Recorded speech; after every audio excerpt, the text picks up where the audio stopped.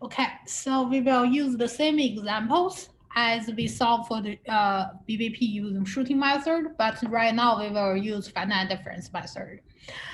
The example is y double prime plus 3xy prime plus 7y equals to cosine x with the boundary conditions y0 equals to 1, y pi equals to 0. And using the switching method, what we are doing is we don't know all the initial boundaries. Then we guess what can be the initial boundaries y0 prime and doing the iterations until the final point, which is y pi equals to 0. Okay, so until it's matched for the boundary conditions. For the finite difference, we are discretizing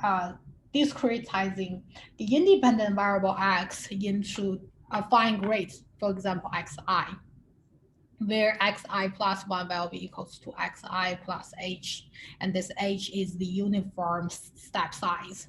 You can also do ununiform one, but that is beyond our class. Okay, so what we are trying to do for the finite difference is this is uyi from y0 to y final xf. So this is the x initial, and you have x initial, x1, x2, x3, until xn minus 1, right? You have different size of your, you have this dot x is your step size, which is h in our case, and that will be equals to x final minus x0 divided by n points in between, and you have from x0 until xf. And for each node, we can say this is finite volume or finite node. You can get y1, y2, y3 until yn minus 1, right? So you have different balance equations associated with your node. Okay, that is the finite difference. So you have xi plus 1 equals to xi plus dot x, which is your step size, and your y prime x will be represented by yxi prime will be equals to yi prime, and that will be represented by the central difference method, right? So with this created geometry and this created variable,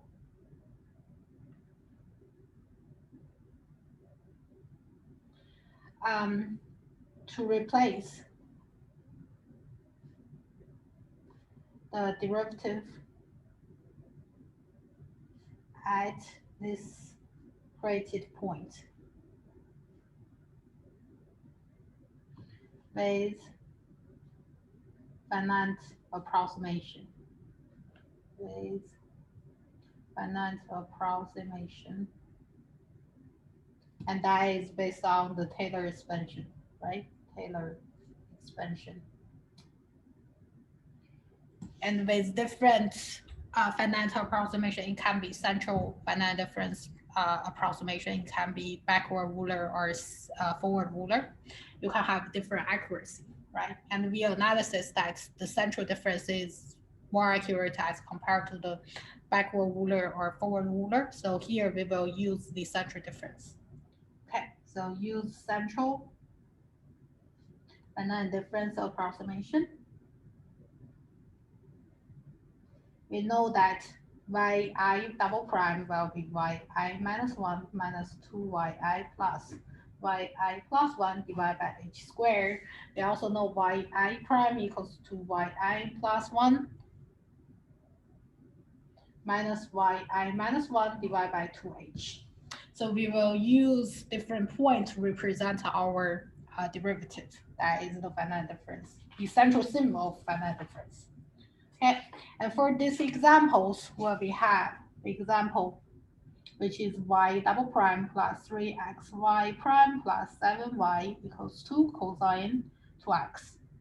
So you get y double prime equals 2 cosine 2x minus 3xy prime minus 7y. Okay, that is based on our problem site. and you can get what is your PI. PI will be minus 3xi, QI will be minus 7, RI will be cosine 2xi. Okay, so this is your PI, QI, RI. And from our previous derivative, let's see if I can speak back. So from our previous derivative, using the central difference, you can get, this is your final equations for the coefficients, right? So this one will be the coefficient for yi minus 1. This one will be the coefficient for the yi. This one will be the coefficient for the yi plus 1, and it's associated with your pi and qi and h squared. So you get ai, bi, and ci, which will fit in your matrices format, state space matrices. So we can figure out, okay, what is our AI? Is 1 minus 1 plus h over 2 pi. That will be 1 minus h over 2, 3xi, right? And the bi will be equals to minus 2 plus h squared qi. That is minus 2 minus h squared times 7. Okay, and the ci will be equals to 1 minus h over 2 pi. That is 1 plus h over 2, 3xi. So you know what is your ai, bi, ci. Okay, you also know rih squared will be ri is cosine 2xi times h squared. Okay, and the h is what? The h is actually the step size between your xi to xi plus 1, right? So what you can get, this h will be x final minus x initial divided by n point. Okay, and this is your matrices, and we say that we will treat the boundary conditions differently. How we treat the boundary condition? So we call it boundary node or boundary conditions, y0 and yf, which y0 equals to 1, y final equals to 0. Okay, so you have basically the left boundary and the right boundary conditions. The left boundary, which will be the so for example, you have the I equals to 1, that you have a1 y0, b1 y1, c1 y2. Then you have this equations that is treating for your left boundary, right? So what we can get for here, it should be, I should put here. So this is your boundary conditions, which is v1 y1 plus c1 y2 equals h squared r1 minus a1 y0. Okay, that is the left boundary. For the right boundary, that is, so the left boundary, when you have, for example, the final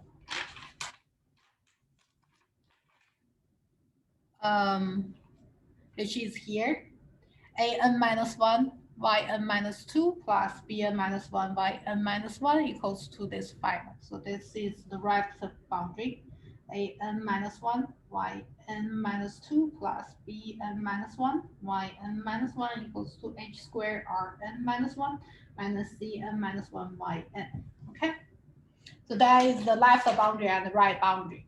And after that, you know what is those parameters. You can just put those coefficients into your final conditions, and you will write as a state space matrices. We will write state space matrix or representation, which will be like a y equals to b, right?